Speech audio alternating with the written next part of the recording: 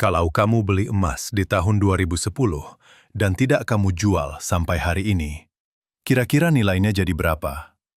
Pertanyaan ini sederhana, tapi jawabannya sering bikin banyak orang terdiam, karena emas bukan aset yang bikin kaya dalam semalam, tapi justru sering membuktikan nilainya dalam jangka panjang.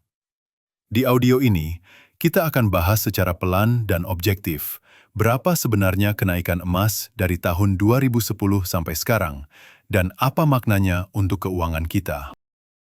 Kita mulai dari tahun 2010. Di masa itu, harga emas di Indonesia masih berada di kisaran Rp350.000 per gram. Emas belum terlalu populer sebagai instrumen investasi. Banyak orang lebih memilih menyimpan uang di tabungan, deposito, atau bahkan membeli barang konsumtif. Inflasi ada, tapi belum terasa menekan seperti sekarang.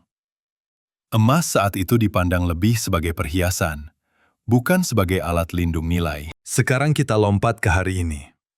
Setelah lebih dari 15 tahun, harga emas telah menembus Rp1.000.000 per gram. Artinya, dalam kurun waktu tersebut, emas naik lebih dari 3 kali lipat. Dan yang menarik, kenaikan ini tidak terjadi dalam 1 tahun, tidak juga dalam 2 tahun.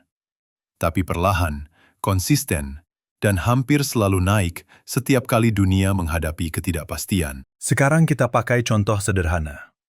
Misalnya, kamu membeli 10 gram emas di tahun 2010. Modal yang dibutuhkan saat itu sekitar Rp3,5 juta. Hari ini, 10 gram emas memiliki nilai sekitar Rp25 juta. Tanpa strategi rumit, tanpa trading, tanpa analisa harian. Hanya beli dan simpan. Pertanyaannya, kenapa emas bisa naik sejauh itu? Jawabannya bukan karena emas berubah, tapi karena nilai uang yang berubah. Selama 15 tahun terakhir, dunia mengalami banyak hal. Krisis keuangan global, pandemi, perang, ketegangan geopolitik, dan kebijakan bank sentral yang terus mencetak uang. Semua itu menyebabkan daya beli uang kertas menurun. Dan di saat itulah, emas berfungsi sebagai pelindung nilai. Bukan untuk mencari keuntungan cepat, tapi untuk menjaga apa yang sudah kita miliki. Sekarang bandingkan dengan tabungan biasa. Jika Rp3,5 juta hanya disimpan di rekening, nilainya secara nominal memang sama. Tapi secara daya beli, nilainya berkurang. Inflasi perlahan menggerus kemampuan uang tersebut untuk membeli barang dan jasa. Emas tidak memberikan bunga, tapi menjaga nilai. Dan di dunia yang penuh ketidakpastian, itu sudah menjadi keuntungan tersendiri. Dari sini kita bisa tarik kesimpulan sederhana. Emas bukan aset untuk cepat kaya. Emas juga bukan alat spekulasi jangka pendek. Tapi emas adalah alat untuk melindungi nilai uang dalam jangka panjang.